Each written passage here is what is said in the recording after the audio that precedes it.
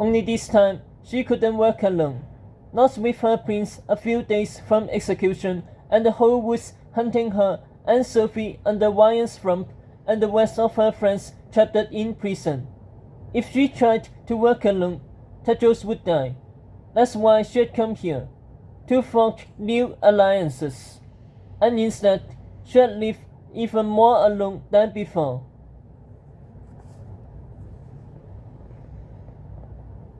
The wind turned cold and she glanced back, hoping to find the blankets or clothes. Something caught her eye in the corner. A black coat hanging amongst a sea of green ones in the closet. As she moved towards it, she saw it was splashed with dried blood. Lancelot's blood. Tedros had worn the coat the night they come to Sherwood Forest to bury the king along with Lady Grimling. He must have left it here when he had changed the clothes for their dinner at Beauty and the Feast. Agatha clenched the coat in both hands and put it to her face, inhaling her prince's warm, minty scent. For a half-second, it made her feel calm. Then it dawned on her. This could be the last she ever had of him. Her heart kick-started, that helpless feeling returning. Then her hands felt something stiff in the coat's pocket. Agatha reached in and pulled out a stack of letters, banded together. She flipped through the first few.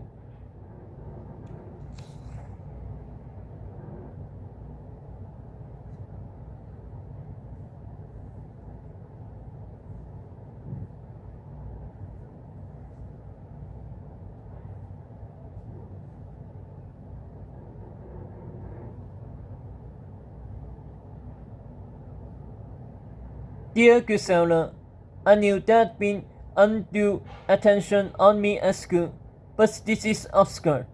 I've only been here a few days, and I'm still trying to get my bearings, yet ever and never in the place keeps haunting me, asking me about how I pulled Excalibur from the stone, and what being king of Camelot feels like, and why I'm at school when I should be ruling my kingdom. I tell them the officials know me, of course, that my father went to the school for good and I want to honor his legacy. But they never don't believe me.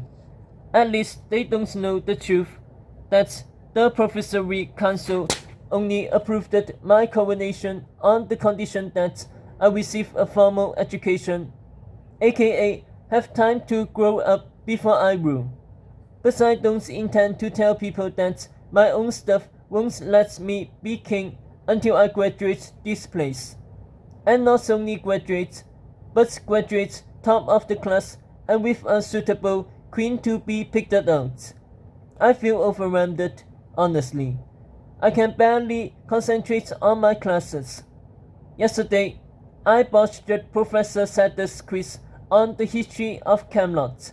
That's right. I failed the test on my own kingdom.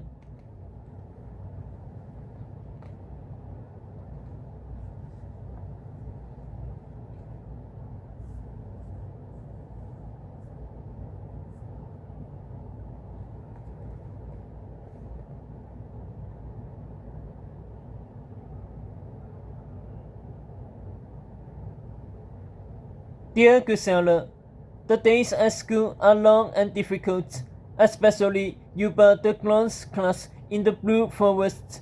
He swats me with his stuff whenever I miss an answer, and I miss plenty. But your letters from the castle have given me great comfort and remind me of our lives at Sir Arthur's before I was king, when we started each day knowing exactly what was expected of us.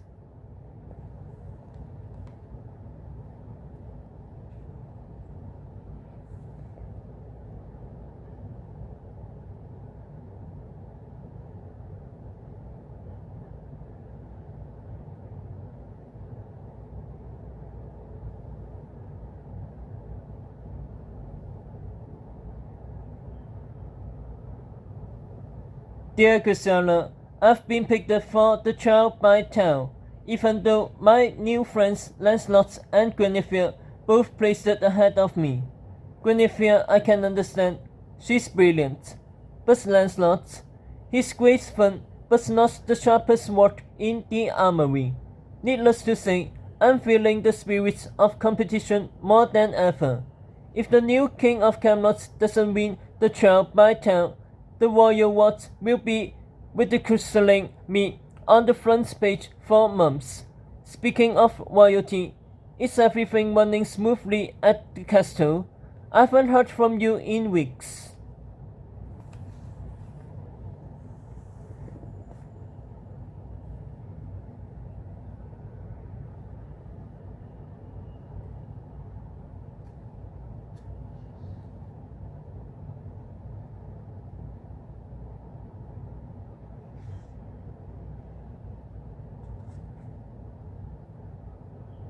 Agatha paged through more of them.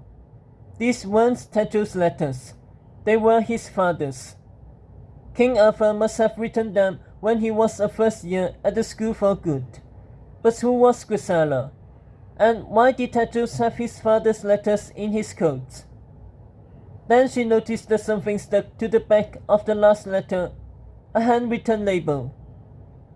Camelot's Beautiful. And clipped to the label was a business card. Albert Marley, licensed manager, Bank of Pussy.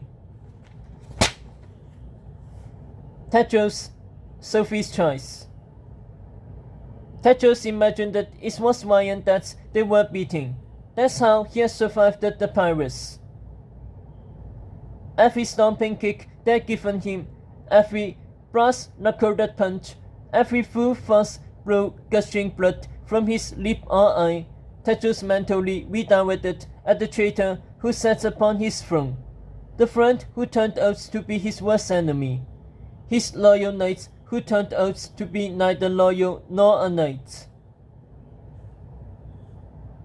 Now, curled up in his cell, Tetros could hear the Scrump's voice resounding down the hall, magically amplified by whatever hocus-pocus his friends were doing in their own cell. Acid rage burns his chest. It was like they were broadcasting Ryan's voice just to taunt him.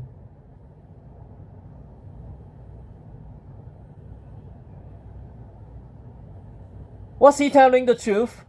He yelled. Tetros' voice echoed into the hall.